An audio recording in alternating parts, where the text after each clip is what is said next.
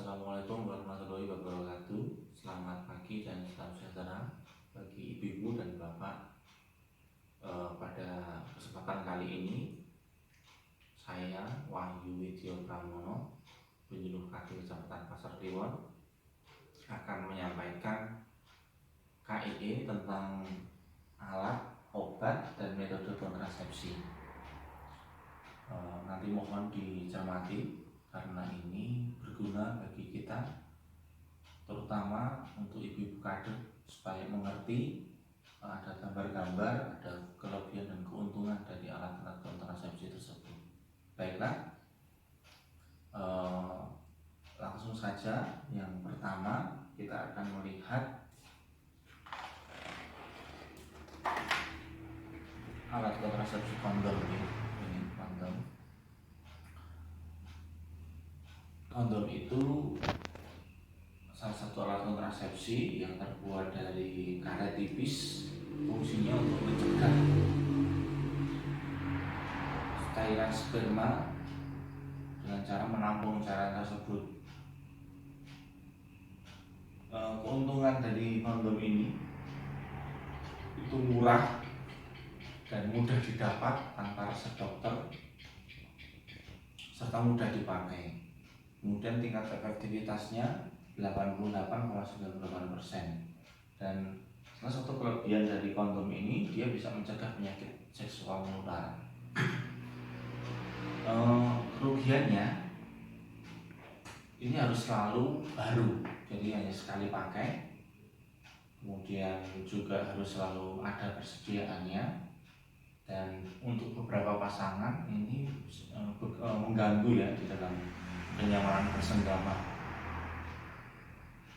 dan tingkat kegagalannya cukup tinggi bila terlambat memakainya. Dan kalau memang kondomnya itu sobek atau berlubang yang tanpa disadari, itu juga bisa menimbulkan kegagalan.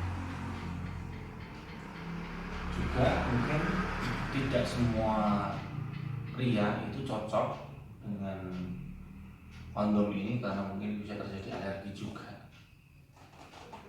Tempat mendapatkannya mudah, bisa di rumah sakit, bisa di apotek, bisa di klinik.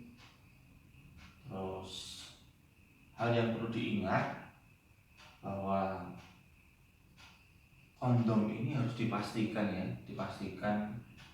kualitasnya dan kondisinya tidak robek, tidak bolong, tidak berlubang. Dan untuk menyimpannya juga perlu disimpan di tempat yang kering. Dan yang terakhir, kalau misalkan ini sudah dipakai, harus dibuang di tempat yang aman. Yang pertama berkaitan dengan kondom.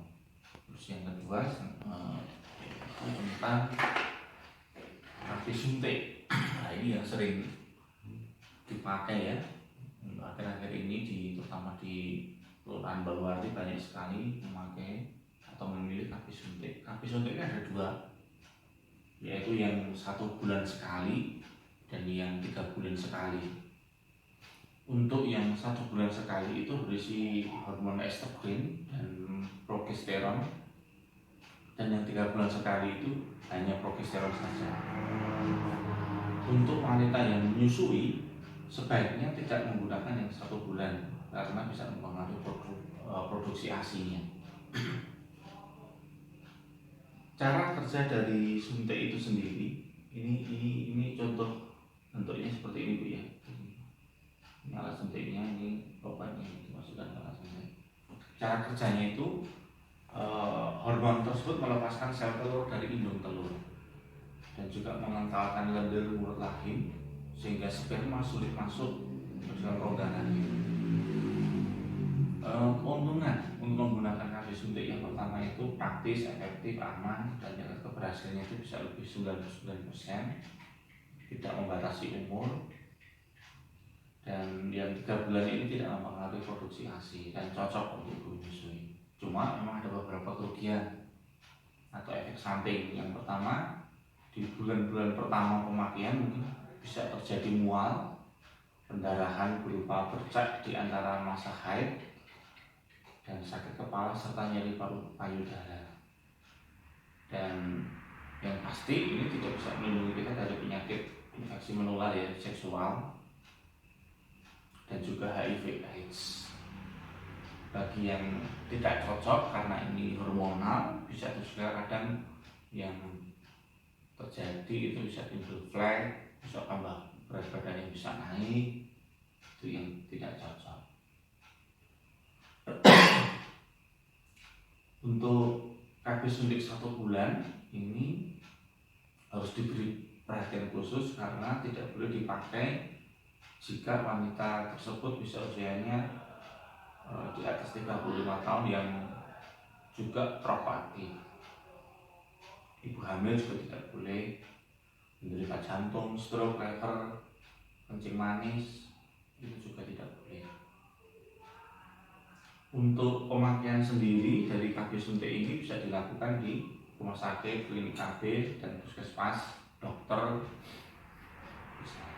Dan yang harus diingat bahwa untuk suntikan pertama itu hari 1 sampai hari pertama sampai hari kelima dari permulaan masa haid. Setelah disuntik itu tidak boleh ditekan atau digosok ya bagian tubuh yang disuntik itu karena obat tidak akan bekerja. Dan suntikan selanjutnya atau jadwal ulangnya itu harus sesuai dengan jadwal yang ditetapkan, tidak lebih dan kurang. Itu yang KB suntik. Selanjutnya yang ketiga yaitu pil. Ini juga banyak yang menjadi pilihan pil KB ini. Apa pil itu? Pil KB itu itu obat kontrasepsi yang diminum setiap hari selama 21 atau 28 hari. Jadi pil KB ini ada 2. Pil KB yang mengandung hormon golongan progesteron dan juga ada yang pil kombinasi, yaitu antara golongan estrogen dan progesteron. Sama mirip dengan yang suntik tadi. Jadi cara kerjanya juga hampir sama, yaitu melepaskan sel telur dari induk telur, mengentalkan lendir mulut rahim.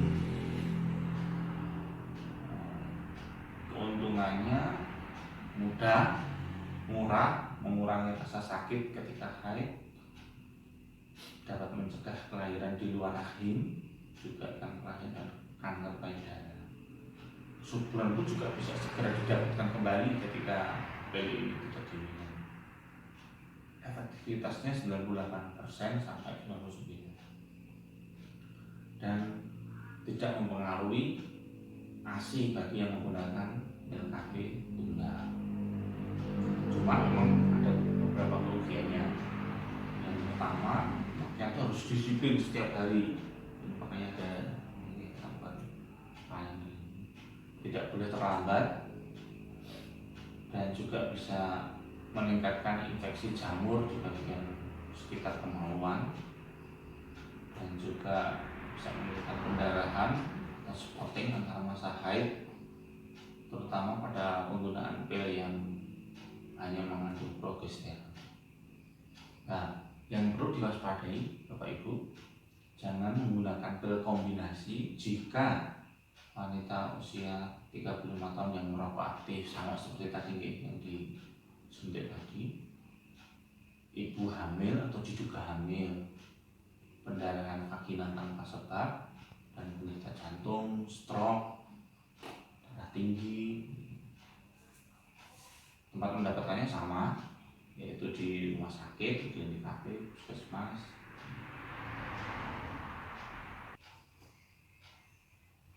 Ya, sekarang lanjut ke alat kontrasepsi metode yang jangka panjang nih, MKCB. Jadi ada metode kontrasepsi jangka panjang yang salah satunya ini susuk atau yang sering kita kenal implan juga.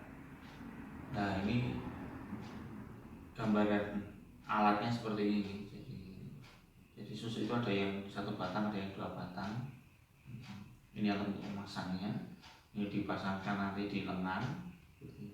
Dan ini gambar dokter, perawat atau bidan yang